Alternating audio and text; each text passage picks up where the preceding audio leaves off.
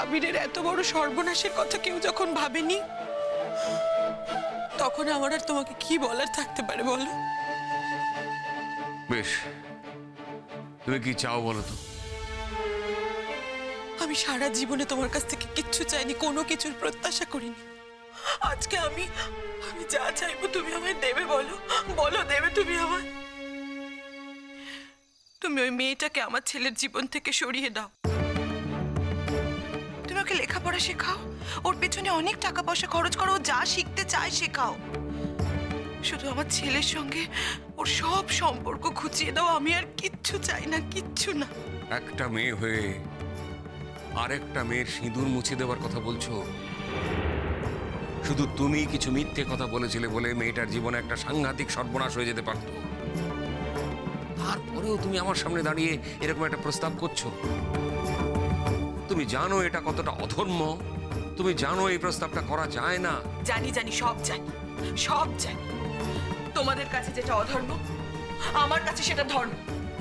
তোমাদের কাছে যেটা অন্যায়, সেটা আমার কাছে সবচেয়ে বড় বেশি ন্যায়। আজ আমি তোমাকে একটা কথা বলে রাখছি কমলিনী, আমার কথা কখনো বিফলে যায় না, এটাও যাবে না। আজ যে মেয়েটাকে তুমি এত অবহেলা করছো, একদিন এই মেয়েটাকে ছাড়া তোমার চলবে না। সেই মেয়েটাই একদিন হবে তোমার অন্ধের জ্যোষ্ঠী, এই বলে রাখলাম।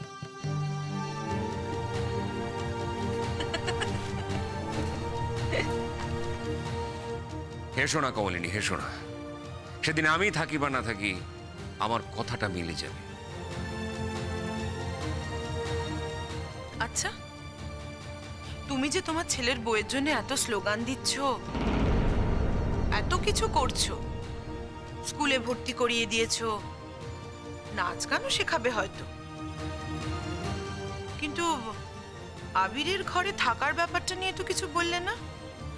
না মানে হিসেব মতো আবিরের বউয়ের তো আবিরের ঘরেই থাকা উচিত, নাহলে তো আবার অধর্ম হয়ে যাবে। সেই ইনস্ট্রাকশনটা তো দিলে না তুমি।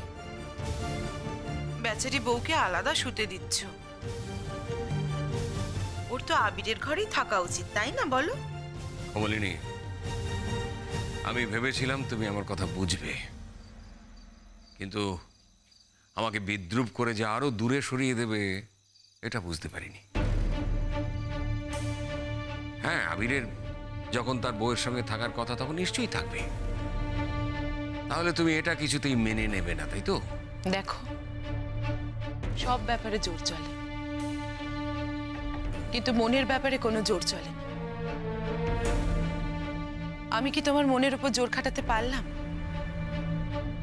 আমি তো তোমাকে কত করে বললাম, তুমি কি মেয়েটাকে মন থেকে সরাতে পারলে না, বাড়ি থেকে সরাতে পারলে? এই যে তুমি আমাকে বলছো না মেয়েটার সাথে মানিয়ে নিতে, মেয়েটাকে মানিয়ে নিতে, ঠিক এই একটা জায়গায় তুমি আর আমি দুটো আলাদা বিন্দুতে দাঁড়িয়ে আছি, যার কোনো নে ওটা রাখ ওখানে। আমার বয়স হয়েছে, আজ আছি কাল নেই, কখন কি হয় কিছু বলা যায়? হ্যাঁ,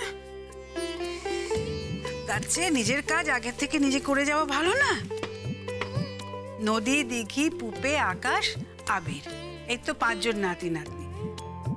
আর আবির মানে আবিরের বউ। আবির তো এখন গয়না পরবে না। ও জান, তুমি তো আমায় অনেক দিয়েছো জান, আমার আর লাগবে না। কেন রে শালু, আমার স্মৃতি তোর কাছে রাখবি না? এভাবে বলো না জান, এভাবে বললে কিন্তু আমার কান্না পেয়ে যায়। এভাবে বলবো না তো কিভাবে বলবো? এভাবে না বলে তো সমানে আমার সঙ্গে তর্ক করে যাবি, আমার লাগবে না, আমার লাগবে না, আর আমি সমানে বলে যাব নে নে নে। তার চেয়ে একবারে দিয়ে দিলেই ভালো নাকি? তাহলে তুমি আমাকে কিছু একটা দেবেই। ও জান, তুমি তো অনেক দিয়েছো, আমার সত্যি আর লাগবে না। আর তাছাড়া আমি কোথায় রাখবো বল, আমি হারিয়ে ফেলবো। এই, ও কথা বলবি না। হারিয়ে ফেলবো মানে? এখন থেকে দায়িত্ব নিতে শেখো। হারিয়ে ফেলবে আবার কি?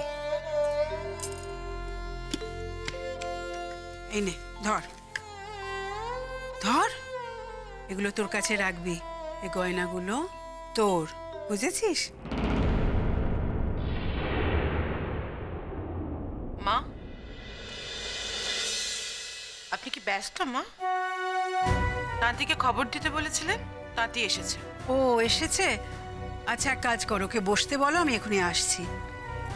বড় বৌমা শোনো, এই যে দেখো আমার এই সব গয়নাগুলো, না সব না, যেগুলো পরবো সেগুলো বাদ দিয়ে যেগুলো আর কোনোদিনই পরবো না, সেসব গয়নাগুলো আমার এই 5 জন নাতি নাতনিকে ভাগ করে দিয়ে দিচ্ছি। এখনই এসব করার কি দরকার ছিল মা?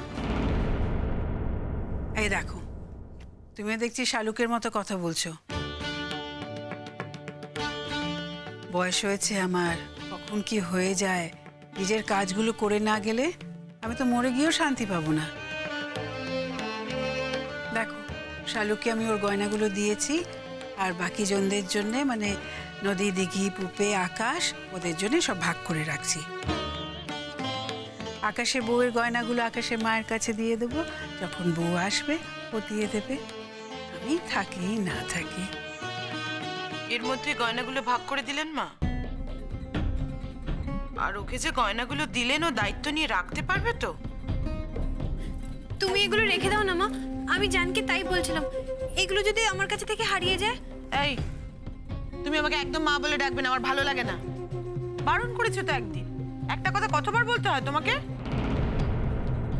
তাহলে তোমায় কি বলে ডাকবো মা? কিচ্ছু বলে ডাকতে হবে না আমাকে তোমার। তোমাকে বলেছি না তুমি আমার সঙ্গে কথা বলবে না? এবারে সবাই তো তোমাকে মেনে নিয়েছে, আমি কে? আর না বড় বৌমা, মেয়েটাকে ওভাবে বলো না।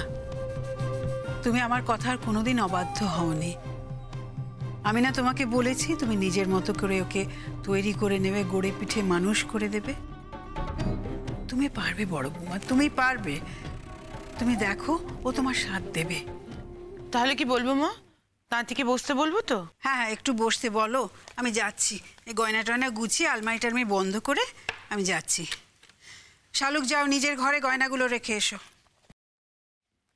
ওর নিজের ঘর কোনটা মা? কেন বড় বৌমা, রাত্রে না হয় আবিরের সাথে থাকবে না, কিন্তু দিনের বেলা তো ওটাই ওর ঘর। তা নাহলে আর কোথায় ঘুরঘুর করবে সারাদিন? তাছাড়া আবির তো দিনের বেলা থাকেও না। যাও নিজের ঘরে নিজের আলমারিতে গয়নাগুলো রেখে এসো। না মা, আপনারা যা ঠিক করবেন তাই হবে, আমি জাস্ট জিজ্ঞেস করলাম। যাও।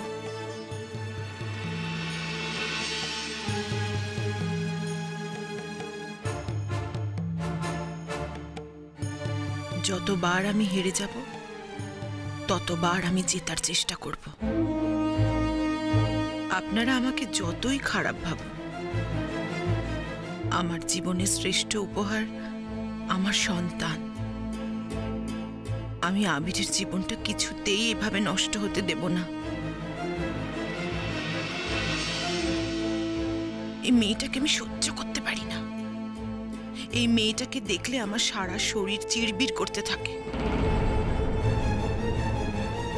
আমি কিছুতেই ওকে আবিরের সঙ্গে জড়িয়ে থাকতে দেব না, কিছুতেই না। তার জন্য আমাকে যা করতে হবে, যা করতে হবে তাই করব আমি।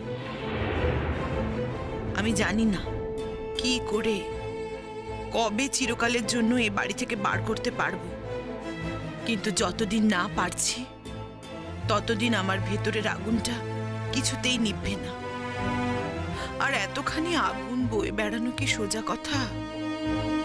এই আগুন আমাকে ঠান্ডা করতেই হবে, তা না হলে তো আবিরের বাবার সঙ্গেও আমার সম্পর্কটা শেষ হতে বসেছে। তা কিছুতেই হতে দেব না আমি।